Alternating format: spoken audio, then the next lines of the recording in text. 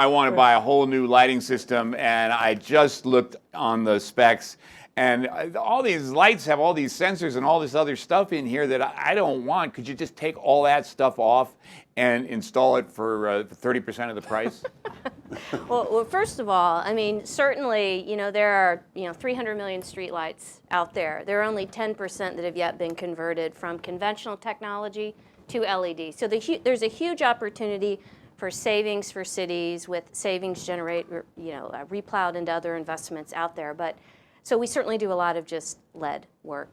But I would ask why? Why wouldn't you think about what that data that comes from what we would call digital real estate now? Lights are ubiquitous. They are where people are. So when you think about sensing the environment around a street light, I think you really get excited, and the conversations we have are about what can the data yield. The data can yield information about pollution, about traffic patterns, traffic flow. You can send information through the light pole to enhance emergency response to situations and events.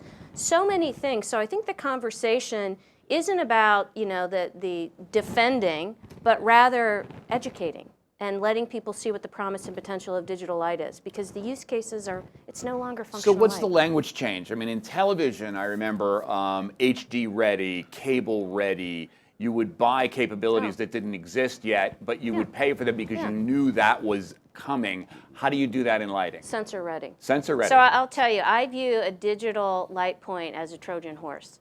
And if I'm able to manufacture a light point that has the capability inside it already, and then I can come back and connect it later, I've won, the city's won, the citizens have won too. So that's why I might say Trojan pony rather than Trojan horse. That sounds a little alarming, Trojan horse. But I know my classics, that's all. Okay. All right.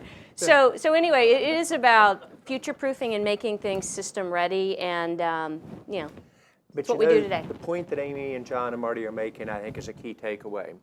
The reason the internet won is it took all these different highway systems with people that had different purposes and different protocols, and it combined it in one. The internet of the future will be digitized. It will run electricity over it. It will run video over it. It will run image over it, etc. If you have an application like lighting that can justify in almost every city within 2 years complete payback, you need to build that interstate highway to those lights that then you can put the sensor activity on, the security activity on, the sharing of Wi-Fi from that light pole in the underserved community, etc. And this is why you've got to have a master plan that doesn't take you 5 years to dream up, but plan for the systematic innovation. Then you invite the startups from that city and that country to really play a part in all the applications, all the data analytics, etc. Then you set audacious goals. I'm not going to talk about maintaining unemployment at 6% level. We're going to get a job in this city for anybody that wants a job. We want every startup in the world to come to our city. We want to create that environment. We're going to make the best utilization of our public resources, our transportation systems, etc. We're going to change healthcare and education. I mean, that is what a city of the future must look like.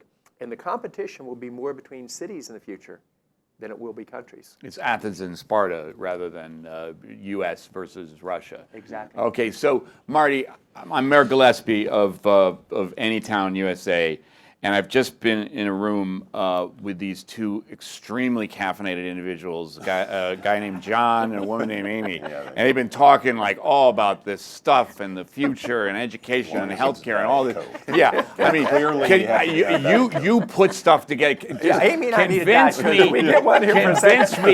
Convince me that I can do a project that's going to achieve some of their goals, and I'm not going to have another set of contractors in here in 2 years going, "We've got to do the whole thing again differently and spend $3 billion."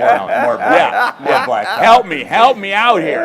Well, that's back to the master planning. I mean, I think showing them a roadmap, it's got to have incremental stages.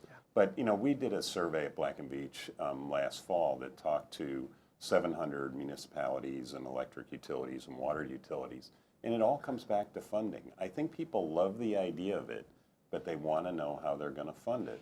And that's where we see the rise of public-private partnerships. The things we're doing with Philips in various locations are ways to really generate the funding, because most cities can't afford that roadmap right off the bat. They can't just go write a check. They've got to find a way to get creative. And what I think is really exciting, and I know we've seen several cases with Philips, is public-private partnerships that can demonstrate a payback and can get investment to come to those cities and build it up. And what's encouraging to me is many of these cities are fast followers. There are not too many of them that want to leap all the way to Barcelona. The innovators. But when people like John are going around telling the story of what happens in Barcelona, then I think as the mayor, you buy in and you buy in quickly. Fast followers, that's a huge takeaway. That's the fast follower dynamic that really turns a city initiative into a state initiative. Right. And Because that's it's like, oh, everybody left town. yeah, I mean, a lot of people talk about the miracle of bubbling up. You've seen that the bubbling up has all kinds of silo problems associated, but given that that's probably the modality in the United States for the next decade, assuming the federal government limps along as it's been limping along, what are the advantages we can get from bubble up, at least in the short term, John and Amy? I think the advantages of bubbling up will be the startup community. Even though I'm critical of our country at times that we aren't moving fast enough and there will be no entitlement, it is still the best place to start a job. It's still the best place to get rewarded for starting a job. It's a culture that watches out for each other and believes in a power of an ecosystem, and as a whole, a culture that believes in giving back too. So I think creating the right environment for startups and small to medium business, there'll be no job creation in large enterprise in America for the next decade. It's going to be all startups and small to medium business. You get that going well, you get a couple of innovative cities going well, and politicians are smart. If they see their counterparts around Europe, can you imagine sitting down with the Prime Minister of France or the Chancellor of Germany and say, I'm sorry, Prime Minister of the UK and the Chancellor of Germany and say, do you realize that you all were way ahead of France and now they passed you by?